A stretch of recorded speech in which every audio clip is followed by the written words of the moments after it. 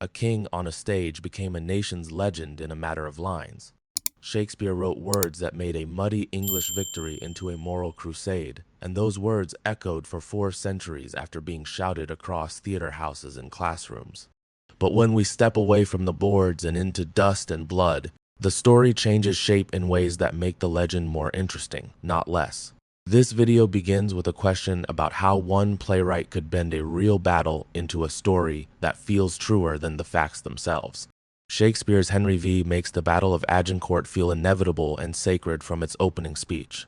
The language turns practical strategy into moral narrative, casting England as righteous underdogs facing decadent, overbearing French nobility. The play compresses time and simplifies motives to create a thriller that fits neatly into 5 acts, and audiences learn to feel as though history itself had been written by a moralist. Those choices made the story powerful on stage and portable off it, carried into schools and state pageantry for centuries. The real 100 Years' War stretched decades and bled generations, with Agincourt as one dramatic episode in a much larger conflict. England and France had been locked in cycles of raiding, diplomacy, and dynastic claims long before any single battle could resolve their disputes. To understand Agincourt historically, we have to look at logistics, supply limits, and political desperation as much as chivalric bravado, because those material forces often decide battles more reliably than any speech or slogan. Peeling back the romantic veneer reveals a harder, grittier reality, shaped by weather, disease, and chance.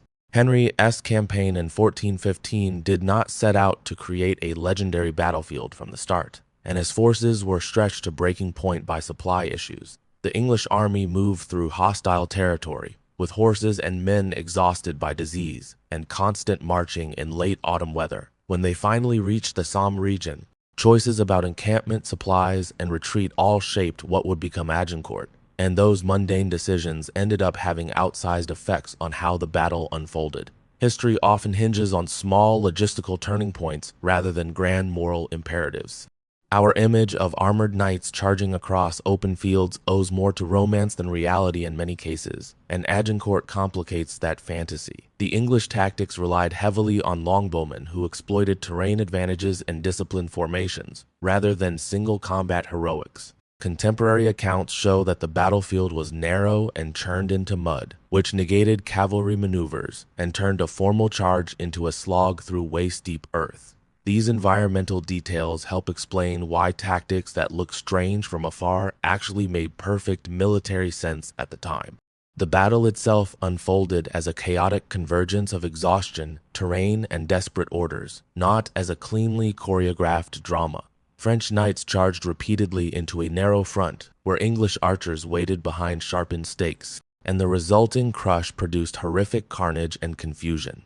Men on both sides suffered from hunger, injury, and miscommunication, and those human failings multiplied under the pressure of close combat. When victory and slaughter become indistinguishable, myths find fertile ground to grow out of trauma and storytelling alike. Casualty numbers at Agincourt have always been controversial, with chroniclers offering deliberate exaggerations for political effect. Early accounts claimed thousands of French dead to magnify England's triumph, but modern historians suggest those figures were often inflated by propagandists. Prisoners and ransom were also part of the calculus, and the economic incentives of capturing noble opponents complicate our moral framing of the battle. These details show how victory is not merely about bodies on the field, but about what survivors and victors choose to make of the aftermath. Shakespeare trimmed timelines and invented scenes to sharpen drama and to focus on character rather than complexity. He omitted months of maneuvering and added concentrated moments like the king's pre-battle rally to crystallize the moral stakes into a single theatrical crescendo. These reductions made the story teachable and repeatable, turning a complicated military episode into a lesson about leadership, courage, and English identity. For the early modern audience, clarity mattered more than nuance, and playwrights delivered stories that could be easily understood and emotionally consumed. Henry V on stage is a crafted hero whose speeches elevate him from political actor to moral exemplar for audiences. Shakespeare carved a narrative in which Henry's doubts are few and his resolve rare. allowing spectators to root for a figure who embodies national virtue. The historical Henry, by contrast, was a pragmatic and often ruthless ruler whose decisions were shaped by dynastic calculus and factional politics, and his piety sometimes masked brutal realpolitik. The difference between portrayed virtue and practical governance tells us about the functions of hero making more than about individual truth. The longbow has become shorthand for English martial genius, but its role at Agincourt was contingent and complex. English success relied on a combination of archery, muddy ground, and disciplined defensive stakes, rather than on a single technological miracle. French armor and tactics were ill-suited to conditions on the day, and the longbow's effectiveness depended on weather, terrain, and strategic placement more than sheer power alone. When technology becomes myth, elements of contingency fade from view and narratives harden into legend.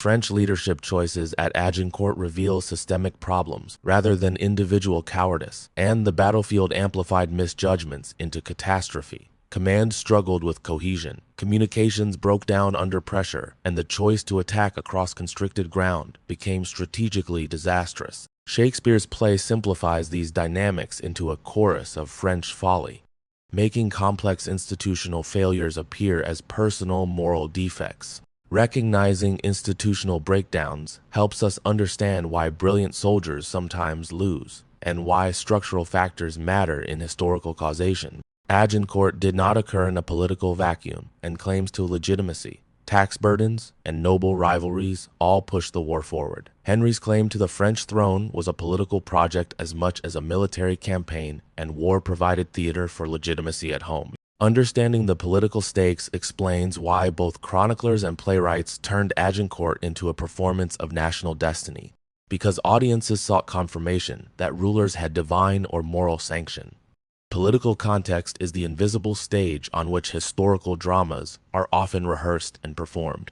Shakespeare's version became influential because it fit the needs of a changing Tudor England looking for cohesive national myths.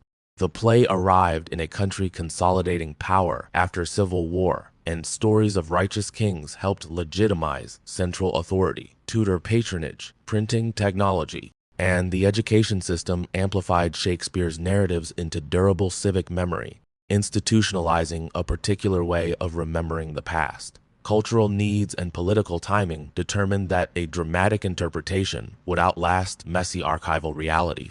Theaters, pamphlets, and schools acted together as a cultural amplifier that translated drama into shared historical understanding. When plays became standard reading for gentlemen and students, their versions of events replaced older, more complicated narratives in common memory. This process shows how institutions decide which versions of history become canonical, because repetition in trusted settings builds authority regardless of factual complexity. Artistic authority can thus become institutional authority when social power aligns with cultural resonance.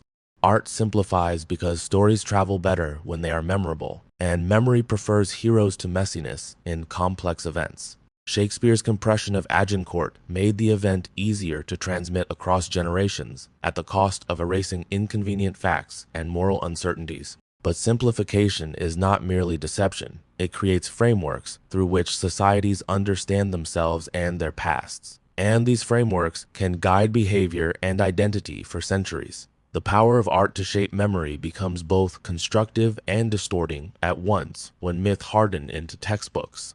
Modern historians have pushed back against simplistic readings of Agincourt by digging into primary sources and archaeological evidence, exposing layers of nuance lost in theatrical retelling. Local records, burial sites, and campaign logistics offer a counterpoint to elegant speeches that the stage celebrates. Revisionist scholarship does not demolish Shakespeare's artistry, but it questions his suitability as a sole interpreter of truth, reminding us that art can coexist with rigorous historical inquiry. The past becomes more complex and human when we allow both sources and skeptics to speak. Agincourt left a legacy in monuments, literature, and national myth-making that outlived the political conditions of the battle itself. Statues, school curricula, and films recycle the same images Shakespeare popularized, reinforcing selective memories across centuries and continents. This repetition shows how a single artistic rendering can anchor cultural identity and how monuments often reflect present needs more than past realities. The battlefield thereby becomes both a historical site and a living symbol for later generations to negotiate meaning from. When we look behind the legend, we find ordinary people caught in extraordinary circumstances, rather than mythic archetypes. Laborers, archers, conscripted from villages, and unpaid servants endured the same mud and cold as knights, and their stories rarely survive in dramatic sources. Acknowledging these forgotten experiences humanizes the past and complicates the glamorous narratives that dominate public memory.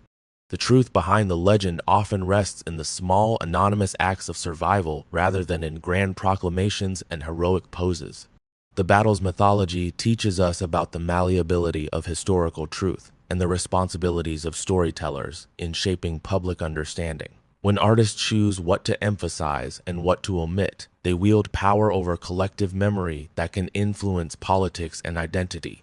Recognizing this power means asking different questions about how history should be told and who gets to decide which versions endure. It is not an argument against art, but a call for informed appreciation and critical engagement with our cultural inheritances. Today, filmmakers and educators still borrow Shakespearean frames when they tell Agincourt's story, because drama sells and simplicity teaches easily. Yet contemporary audiences also have access to scholarship that complicates those frames, offering richer, messier portraits of the past. This plurality of sources gives viewers a choice between myth and nuance, and the best public history encourages people to hold both kinds of truth in tension. The story of Agincourt becomes more meaningful when we let it be both legend and evidence-based history together.